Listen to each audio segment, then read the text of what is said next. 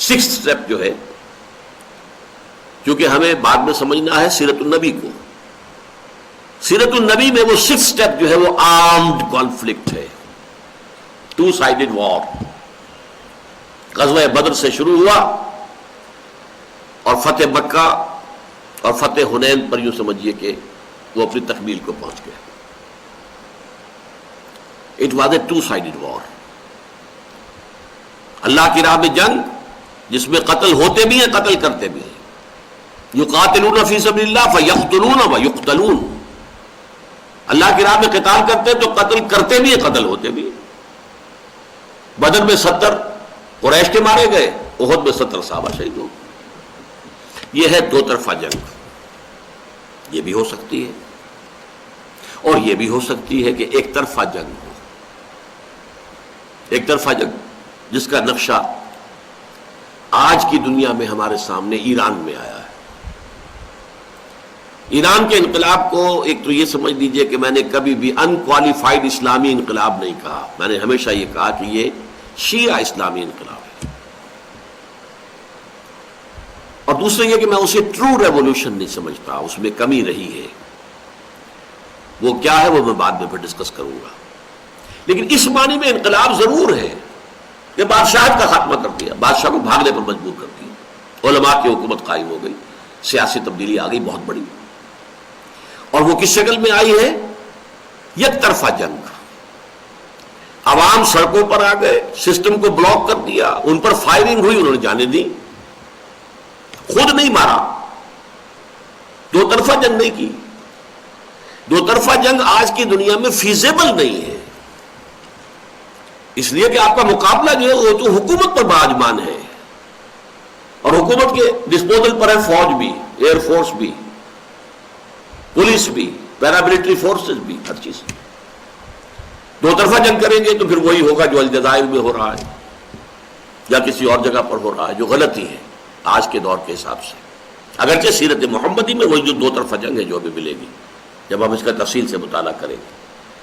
لیکن یہ کہ اس کا ایک آلٹرنیٹ ہونے کے اعتبار سے یک طرفہ جنگ، سسٹم کو بلاک کرنے کے لیے میدان میں آ جائیں، پکٹنگ، گھراؤ، جلاؤ نہیں، don't burn any property anything, گھراؤ کر لو.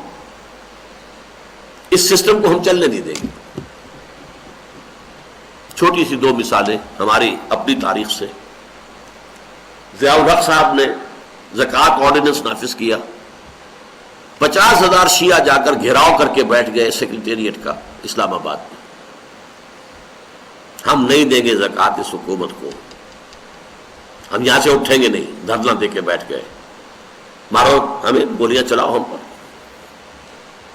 ضیاء الحق سمجھدار آدمی تھا، اسے معلوم تھا اگر شیعوں پر گولیاں چلائے تو فوج میں بھی شیعہ ہیں، پولیس میں شیعہ ہیں، بیوروکریسی میں شیعہ ہیں، کیا رد عمل ہوگا. لہذا اس نے اپنی مونچھ نیچے کر لی، ناک رگڑ دی زمین میں، اور انہوں نے زکوٰۃ سے ایگزمپٹ کرنے کا اعلان کر دیا. کتنی بڑی کامیابی حاصل کر لی انہوں نے. اسی طریقے سے ایک چھوٹی سی مثال ہے. ایک زمانے میں روزنامہ جنگ جو ہے اس کے خلاف ہو گئے تھے MQM والے، اس لیے کہ وہ ان کے خیال میں ان کی خبریں صحیح طور پر نہیں دے رہا تھا. گھیراؤ کر لیا، 3 دن تک دفتر سے جنگ نکلنے نہیں دیا. چوتھے دن انہوں نے ہتھیار ڈال دیے. اس کے بعد الطاف صاحب کو چھینک بھی آتی تھی تو پہلے صفحے کے اوپر لکھی ہوتی تھی کہ آج الطاف صاحب کو چھینک آئی. کیوں؟ اس لیے کہ جو انہوں نے گھیراؤ کر کے تو بیڑا غرق ہو جائے گا، چند دن اخبار نہیں نکلے گا تو کیا ہوگا. یہ ہے صورتحال. یک طرفہ جنگ. مار کھانے کو تیار رہے، جانے دینے کو تیار رہے. جانے دیے بغیر تو انقلاب نہیں آتا، قتل نہیں آ سکتا، ناممکن ہے.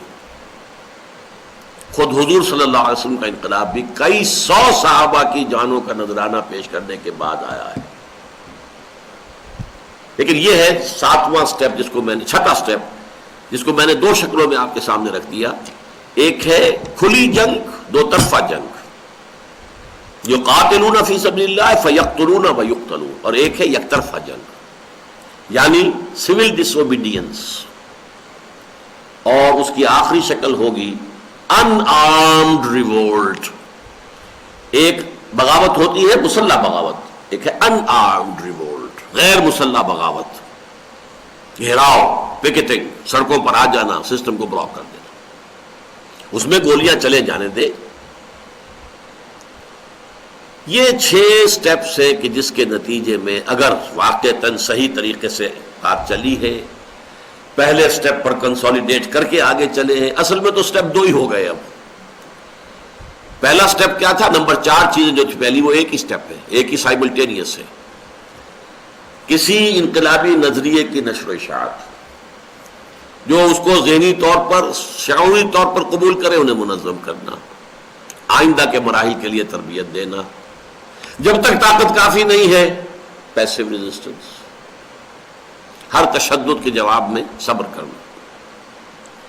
دوسری سٹیج, جب محسوس ہو کہ اب طاقت ہے, حالات ہمارے سازگار ہیں, we can risk an all out confrontation with the system, اب ہم یہ رسک لے سکتے ہیں, تو میدان میں آ کر چھیڑنا اس کو, اس سسٹم کو کسی طرح سے بھی چھیڑیں گے, وہ سسٹم ایز اے ہول پورے طور پر ریٹیلیٹ کرے گا اپنی پوری طاقت کے ساتھ. اب اگر اس وقت تک آپ پوری طرح تیار ہو چکے ہیں, تو چاہے وہ 2 طرفہ مسلح جنگ ہو اور چاہے وہ یک طرفہ ان آرمڈ ریوولٹ ہو, آپ کامیاب ہو جائیں گے.